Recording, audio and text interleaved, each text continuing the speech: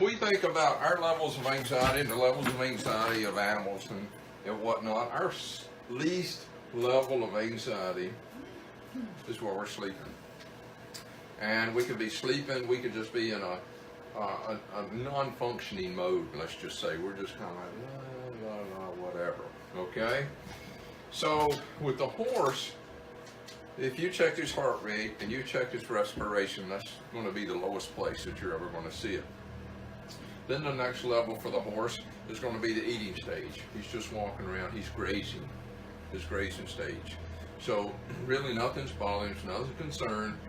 He's prepared to be defensive if he needs to be, but it's just kind of like whatever, everything's rolling on. But if we think about this whole thing, this is about our concept when we're trying to train the horse and teach something to the horse. The next stage up would be working.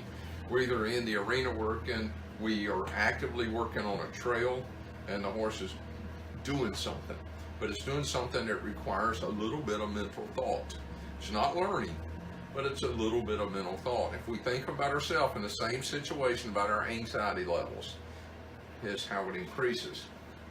Then we get into the learning stage, and when the horse starts learning, his anxiety starts doing what? Going up, because he's confused. He doesn't know what's being asked about him. He's getting pressure, he's getting relief. Pressure, relief, pressure, relief. And which is causing things to happen, but it is a learning environment. Now, what makes us successful about that is when we can get the horse to this stage and causes his anxiety to go up, what is he trying to really make happen? He wants his anxiety to go back down, right? So he's searching, if we're doing it right, he's searching for the answer to get back into this mental state, or even to get back to this mental state. So if we're setting him up right and we're doing our job in directing him to the right answer, it's kind of like I would look at you and says, I need a letter anywhere between A and C. Okay?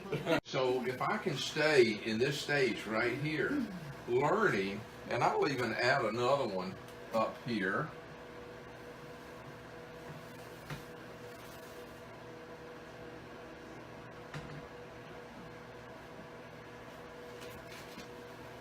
Responding to a cue and then finding something good out of it. What's the difference between a reaction and a response? Right, here we go. Two scenarios.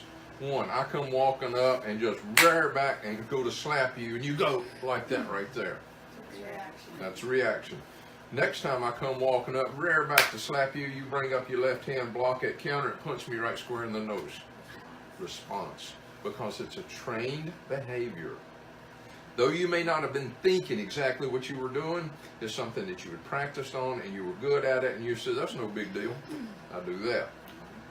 The time that I spend with my horse, I never want my horse to do that. I never want him to react to something.